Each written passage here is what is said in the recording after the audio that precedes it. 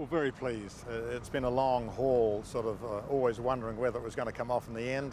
A little bit humbled, obviously, when you're facing all the heads of government of the Commonwealth, but really very pleased. It's a big challenge, though. It's the 50th anniversary year, the millennium is coming up, and the Commonwealth perhaps needs to find a new role, a new identity, certainly to expand its horizons. What are your plans? Well, I think that's probably very much part of it. Yes, everyone looks at the turning of the millennium and things like that. Well, let's try and do something different. The main thing is the Commonwealth does really and can always respond to what people's aspirations and objectives are. And it is of a nature that it can do that. It is not an enormous organisation in terms of resources, money, things like that. It is quite a small organisation, the Commonwealth Secretariat, but it has proved its worth. It can do the sort of little things that sometimes the bigger agencies can't do. But it's got to be flexible, fast on its feet at times.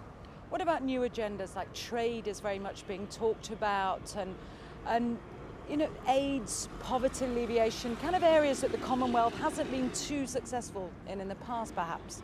Well, I think you're looking at, what are its resources and can it actually compete with the main international agencies, and on issues like poverty, very limited. But where it can deal in education terms, where it can help groups of people, small groups of people, villages in different parts of the Commonwealth, many projects that I've seen in my travels, it is usually done very well. Where it can magnify other activities, bringing 2 or 3 little agencies together to make things work, very successful. President Mbeki today talked about, why don't we have the challenge of alleviating poverty? Now that's got to be a worldwide thing, obviously, but the Commonwealth can play some part there. Can't do it on its own, but could play a part. What about those people who criticise it as a paper tiger, a beast without teeth, and perhaps will do more so after the lack of very firm action, it's seen by some people, against Pakistan? Well, that was the Commonwealth that prevailed, pre-1994. But since then, the Commonwealth not only has a set of rules for its own members, but it has a disciplinary committee to deal with its own members. Pakistan did not want to be suspended from the councils of the Commonwealth. Nigeria certainly didn't want to be suspended from the Commonwealth. So what we have been doing in the Commonwealth with some countries has certainly been opposed by those countries.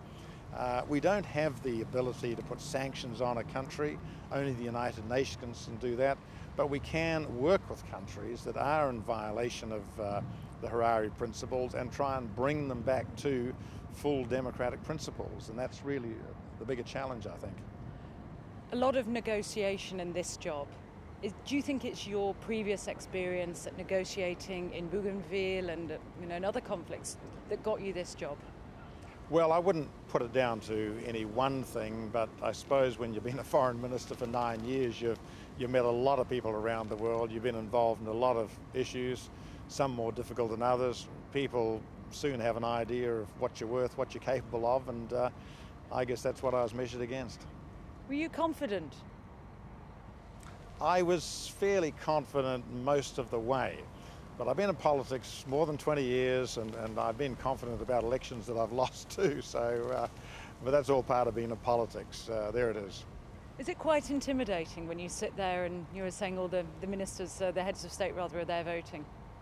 Well, you're very conscious of the role you have to play, and luckily I now have a few months sort of mentally getting used to it before Chief Anyaoku retires on March 31st. But I won't let it intimidate me if we can turn it around that way. And one final point, there are some people surely who are going to say, oh, why do we have another Secretary General from the developed nations of the Commonwealth, from New Zealand, rather than those countries who are living with the poverty that the Commonwealth says it wants to tackle? Well, you'd have to talk to the heads of government. Clearly, a majority of heads of government were prepared to support me. And there's only 4 developed countries in the Commonwealth, and there's 50 developing countries in the Commonwealth, so obviously a large number of developing countries saw benefit in having me there. But that was their judgment, and I certainly intend to uphold their judgment. I can say that coming out of New Zealand with a lot of experience in the South Pacific, with a lot of islands in the South Pacific, as Minister, you do become very intimate with the very real problems of small states, particularly small island states.